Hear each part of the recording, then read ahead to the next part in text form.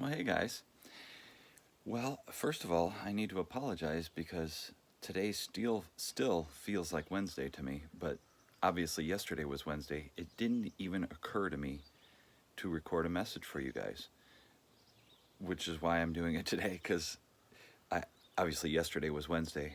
So I need to apologize. I'm a day off on my week here for some reason and I don't understand why, but even right now, even though my mind knows it's Thursday, it still feels like Wednesday to me. So the good news is I got a day early. I'm going to get off Friday this week, it sounds like. So I don't know. But anyone else feel like, I've read this meme. Does anyone else feel like life is written by a fourth grader right now? And then there was this virus, right? And everyone was super scared, so they stayed home. And then the world ran out of toilet paper. Yeah, yeah. And then there was like no school for 2 months, and then it snowed. And then there were these giant hornets, and they were so mean, we called them murder hornets. And the city was on fire, and people ran around and broke things and broke windows, and they could take whatever they wanted, like iPhones and iPods. Doesn't this right now, what we're going through, just feel like a weird story? It does to me, and maybe it does to you too. And maybe you're not watching the news, and that's great. Don't watch the news, because we were talking yesterday with Carter, and he had a friend over, and Carter goes, "Isn't the news just always bad news?" I overheard him talking, and his friend says, "Yeah, it's always bad news." And it is, isn't it? So if you can avoid it, don't watch it. Just enjoy this beautiful God's creation that we got going on right now. But you know, what's going on right now, it sometimes it can make you feel like, I've heard people say, I think the end of times are coming. I don't know if they're serious or not, but I don't think this is end of times, and I'll tell you why I don't think it is. But sometimes when life gets to be kind of rough, kind of like what we're going through now. We've got this COVID thing and now all these riots going on. And sometimes I can find comfort reading the Bible. And I know that sounds hokey. It's kind of a pastor thing to say, but I really do. And just follow me here and you'll see why I can find comfort in it, okay? But before we start, we have to understand something, all right? This has been going on for a while. What we're seeing. And you're going to say, no, it hasn't. It's only been a week, Kevin. But listen to me here. Excuse me while I pick my eye. David wrote Psalms, right? And when were the Psalms written? It was like 800 years ago. I'm going to the front of Psalms here. I'm going to try to find it for you quick, because this is relevant, what I'm going to tell you. And I wish I had thought of this before, and I would have looked it up so we don't have to do this in front of each other. But it says Psalms were written about 1440 BC, and between the time of Moses, about 1440 BC, and the time following the Babylonian exile after 530 BC. Okay, so we can all agree that this was quite a while ago. It could be up to 3,500 years ago, up over 2,000, 2,500 years ago. So quite a while ago. But listen to what David wrote here. And this is the comfort I'm telling you about, okay? So listen to this. I'll explain. For I see violence and strife in the city. Day and night they prowl about on its walls. Malice and abuse are within it. Destructive forces are at work in the city. Threats and lies never leave its streets. Doesn't that sound like a lot of what's happening right now? Not with just the rioting, but with disease, with just about anything you see in the news seems to be focused, doesn't it, on this? And doesn't it feel a little better knowing that maybe things aren't coming to an end?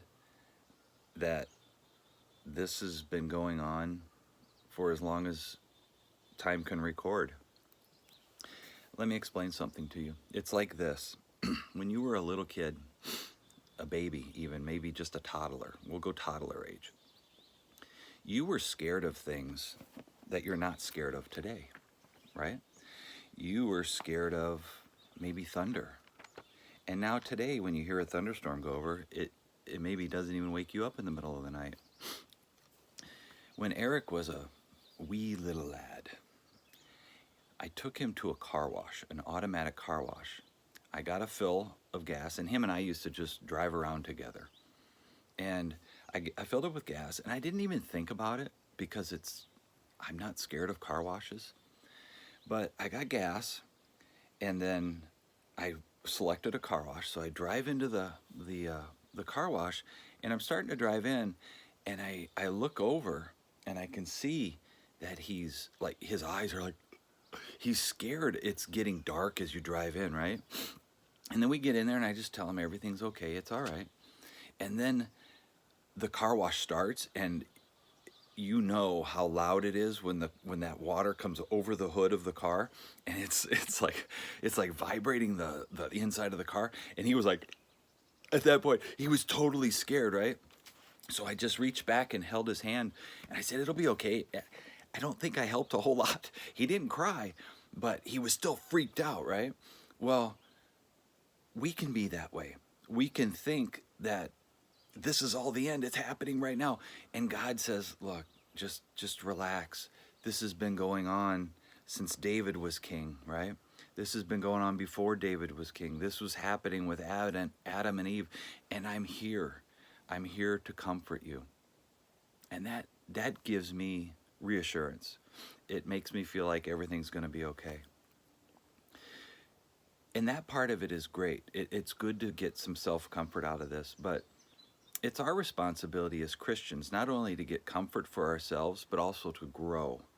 And now we're going to talk about the growing part here, because we can all grow from what's going on in the world right now. And a few weeks ago, well, time is flying, isn't it?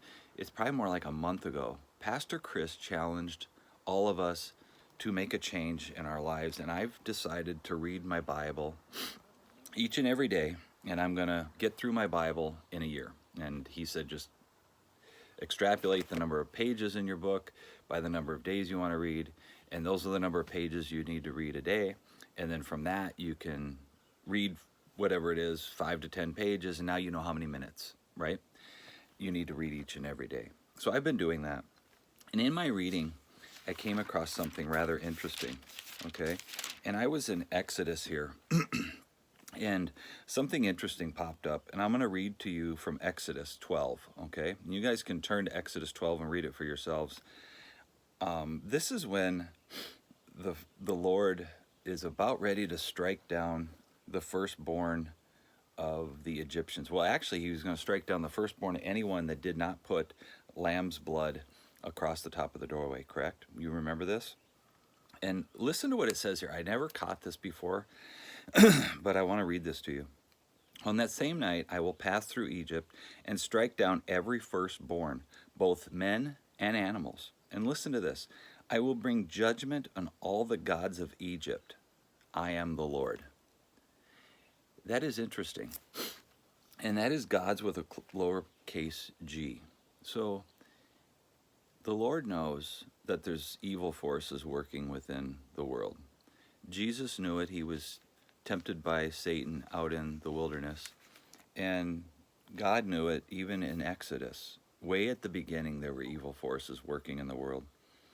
And these demons were so powerful, in fact, they could duplicate a lot of what Moses was doing with God's help. But then as Moses and Aaron trusted God and continued to speak on the Lord's behalf to the Pharaoh, they started to do things that even the Egyptians' gods, which ended up being devils, Satan and his cohorts, they could no longer duplicate. Now they know that, well, at least the devils knew that what they were dealing with the Lord, and they probably were stricken with fear, as they often are in the presence of God.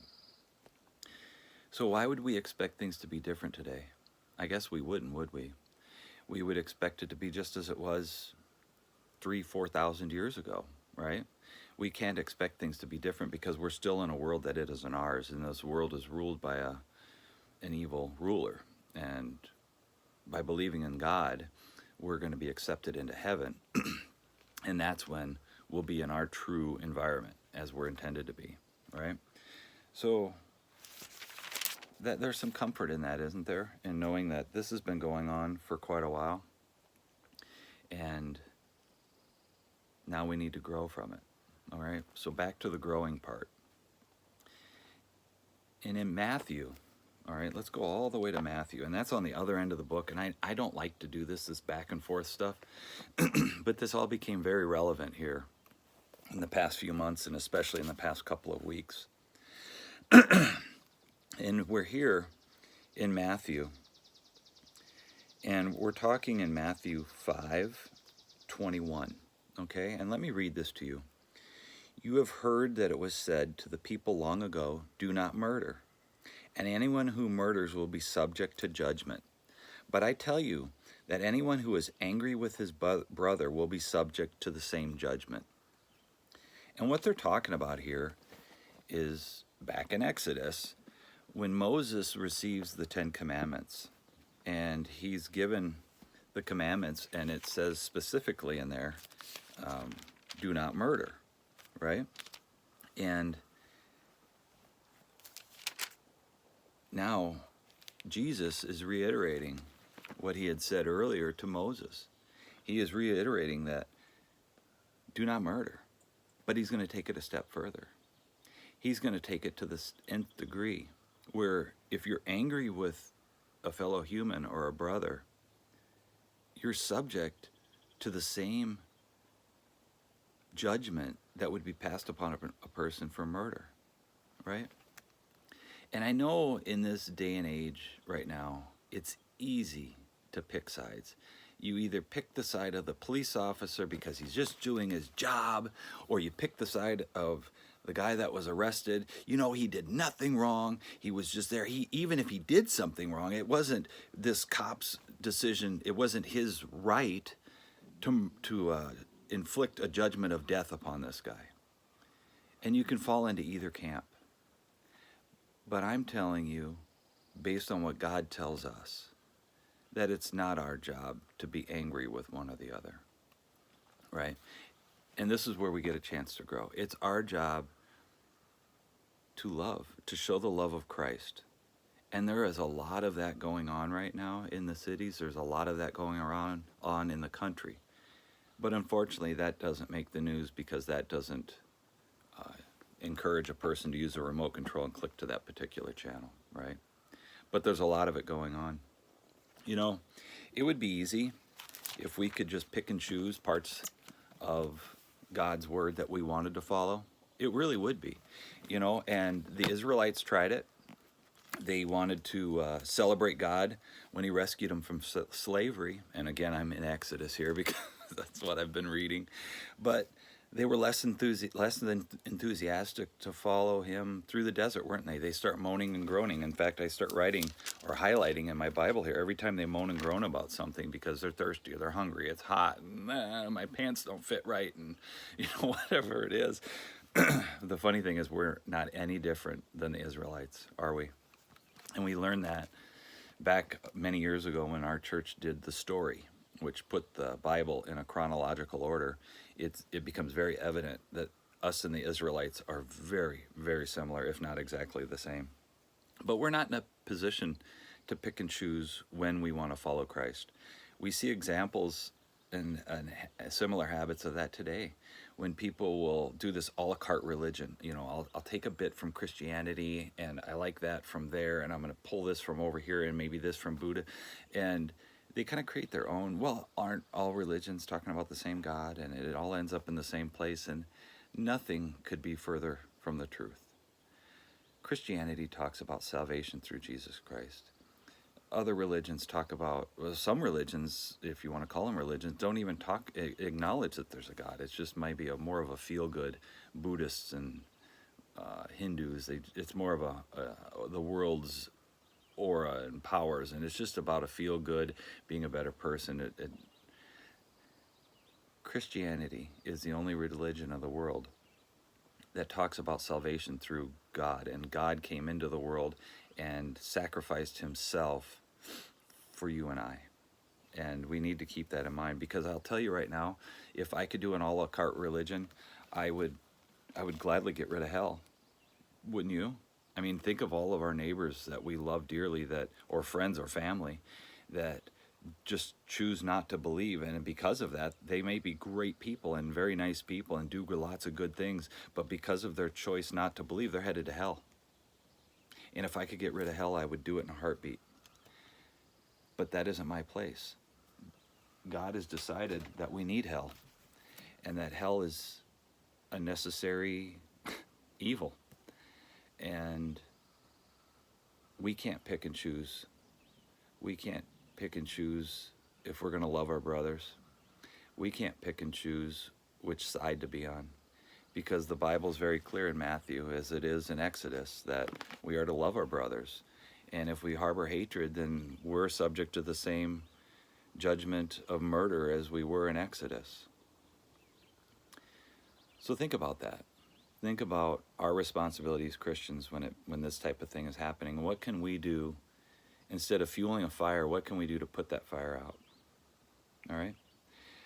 That's what I have for you. I'm sorry it's a day late, but hopefully it's not $1 short, right? We're going to continue to talk in Luke on Sunday, so I hope you can join me. In the meantime, enjoy what you have going around you. Don't watch the news if you haven't. Nothing gained. Enjoy what God is giving us. We're rolling into summer here. The weather's beautiful, as you can tell. I'm kind of burnt up here a bit. We've been out in the yard a lot, enjoying the boat, enjoying the yard, enjoying being outside. I hope you can do the same thing. Enjoy doing chores for your parents. There's one for you. Do some chores for your parents. Not just your chores, but do the ones that you know they would do. Weed the garden, feed the animals, whatever it is. Wash the car, mow the yard. There you go. Do something wonderful. That's a great start. And then see what we can do to be God's love in the rest of the world, okay? I love you guys. Can't wait till we can meet. In the meantime, take care. Bye.